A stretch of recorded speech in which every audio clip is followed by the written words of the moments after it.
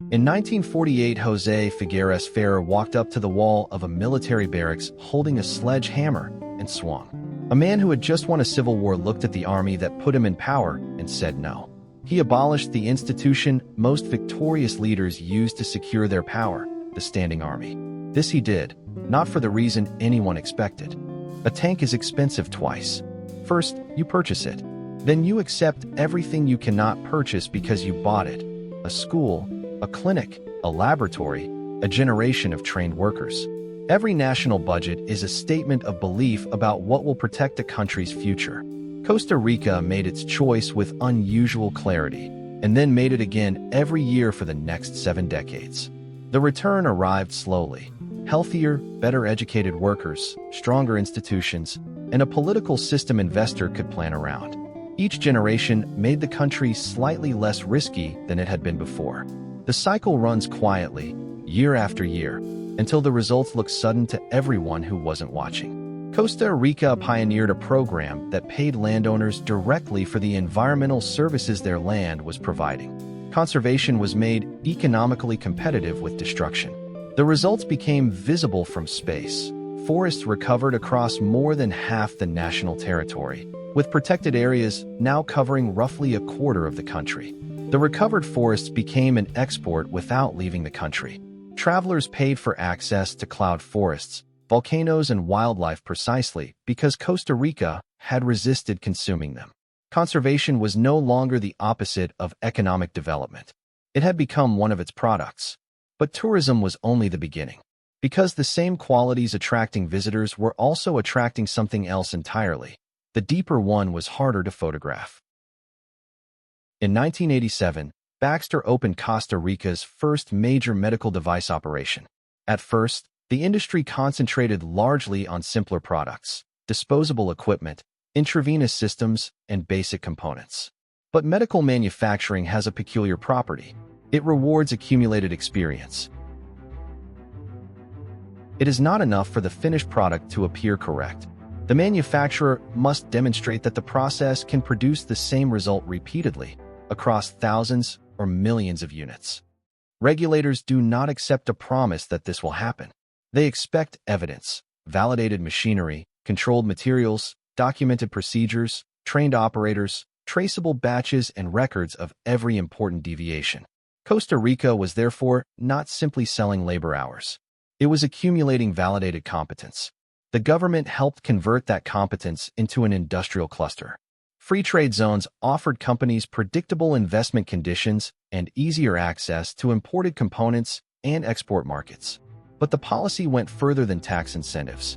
Investment agencies began recruiting the companies surrounding the major manufacturers: precision molders, extrusion specialists, toolmakers, sterilization providers, packaging firms, logistics companies, and contract manufacturers. Training programs were developed with industry. Engineers and quality professionals moved between companies, carrying specialized knowledge with them. One successful factory reduced the risk of establishing the next.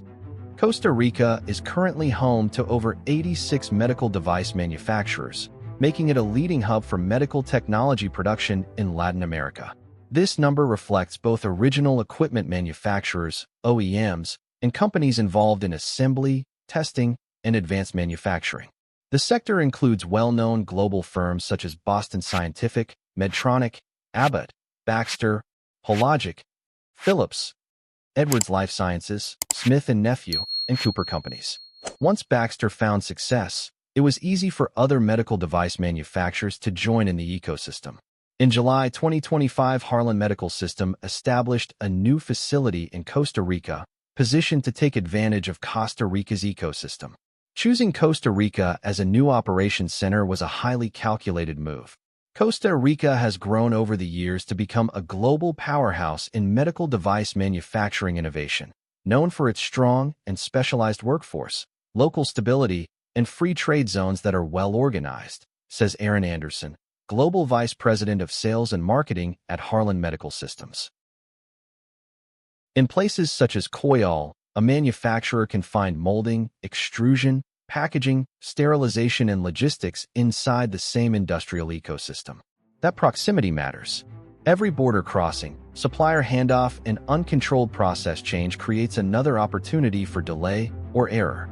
A mature cluster makes the production chain easier to inspect, coordinate, and improve. Then the advantage began to lock itself in.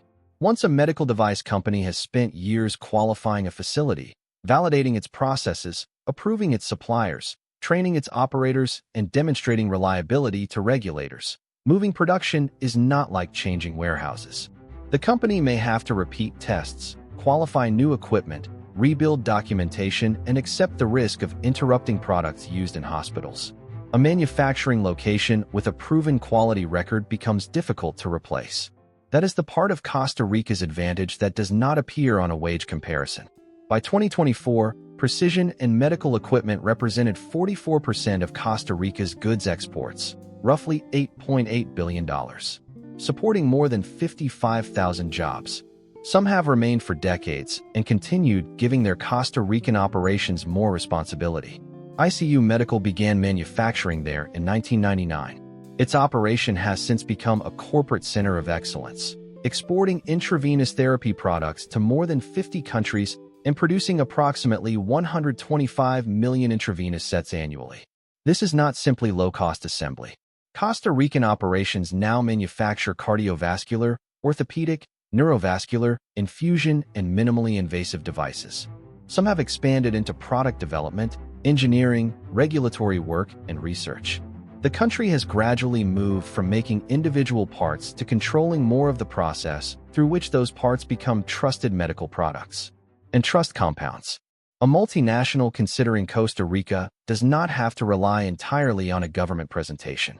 It can look at companies that have operated there for 20 or 25 years, expanded their factories, trained thousands of workers, and supplied regulated products across the world. Each successful operation becomes evidence for the next. Costa Rica did not become a medical technology hub because it was the cheapest place to manufacture a catheter. Cost still matters. But its deeper advantage is that companies increasingly regard it as one of the safer places to manufacture the same catheter correctly, millions of times, over many years. In 1948, Figueres swung the hammer. The dramatic moment was the strike. The important part was everything that came after: the classrooms, the clinics, the clean elections, the replanted forests, the operating rooms supplied by a country that decided, constitutionally, that its children were worth more than its tanks. The military headquarters became the National Museum of Costa Rica, where children now walk through exhibitions in rooms that once stored rifles. The bullet holes in the walls were deliberately left visible.